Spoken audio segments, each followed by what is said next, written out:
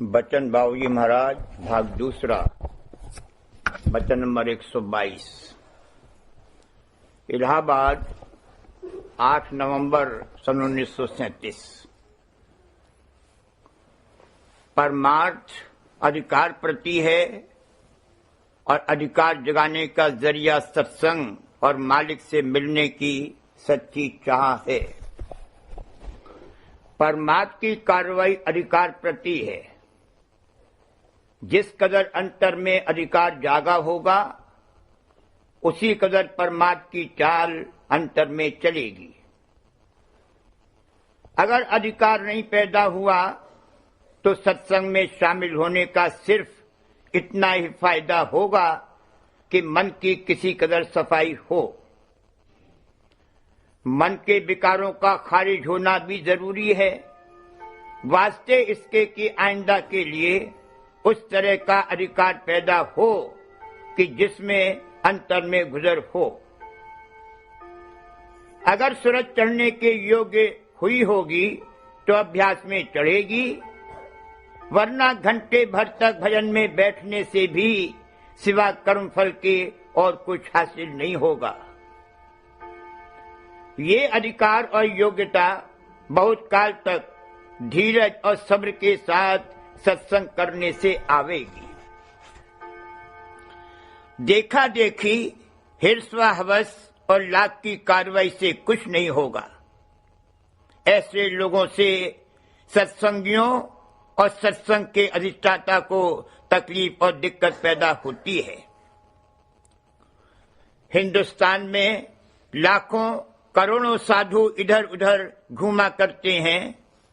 इनमें से बहुत कम ऐसे होते हैं जिन्होंने परमार्थ के नाम पर घर बार छोड़ा है।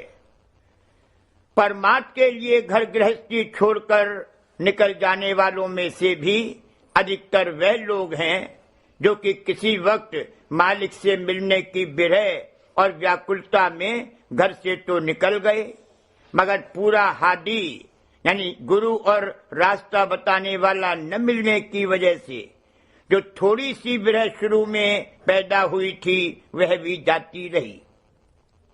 आमतौर पर जो लोग साधु बनकर घर से निकल जाते हैं उनको परमार्थ से कोई मतलब नहीं होता। उनके घर से निकल जाने की वजह ये होती है कि घर में लड़ाई झगड़ा हुआ और गुस्से में आकर निकल भागे, या कोई दुख तकलीफ ऐसी आयत हुई कि उससे घबराकर घर छोड़ दिया, या आलस और सुस्ती ने आ दबाया और घर से भागकर भीख मांगकर और मुफ्त में खाना कपड़ा पाकर मजे से लोट लगाने लगे। गुस्से में आकर बिना सोचे समझे काम कर बैठते हैं और बाद में पछताना पड़ता है।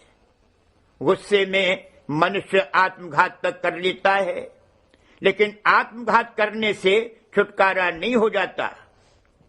अगर बर्दाश्त कर लेता तो वह तकलीफ उसी वक्त या कुछ दिनों में धीरे धीरे कम हो जाती, मगर आत्मघात करने से पिशाच जून में जाता है और मुद्दत तक उसी तरह की तकलीफ में रहता है।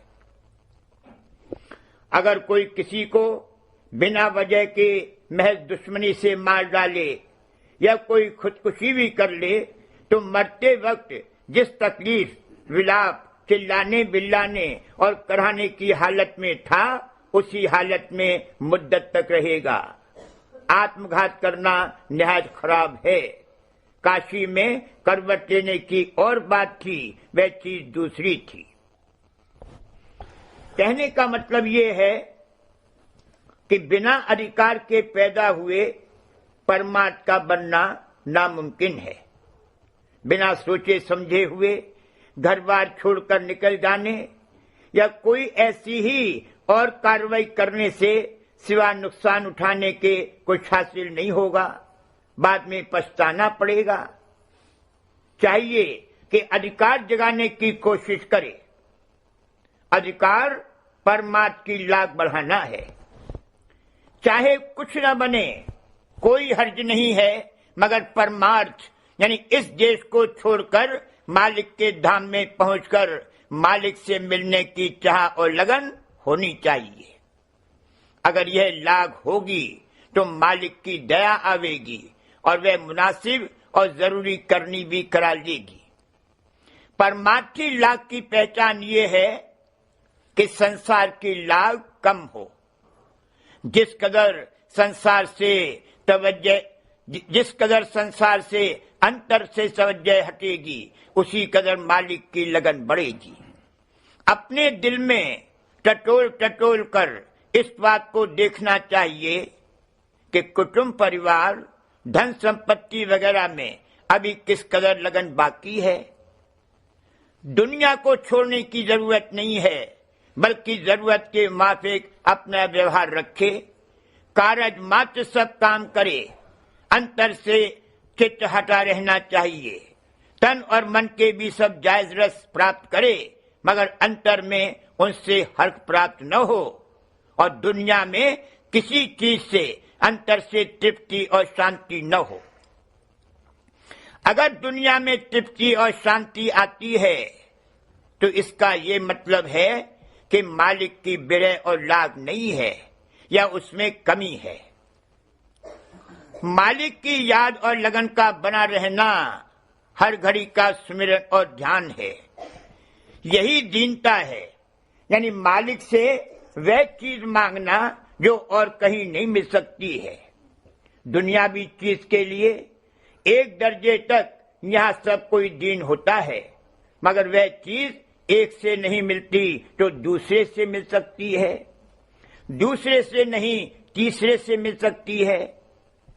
जब ये मालूम हुआ कि जो हमारी सुर्त की असली चाह है वह सिवा मालिक के और किसी से पूरी नहीं हो सकती, तब मालिक के आगे दीन होगा। इस बात के मालूम होने पर भी कि हम सत्य पुरुष राधा स्वामी की अंश हैं, अगर इस देश में हर्ष, तृप्ति और शांति लेवे तो वह विचार है। क्वारी सुरत करे व्यभिचारा, मन इंद्री संग फिरती लारा।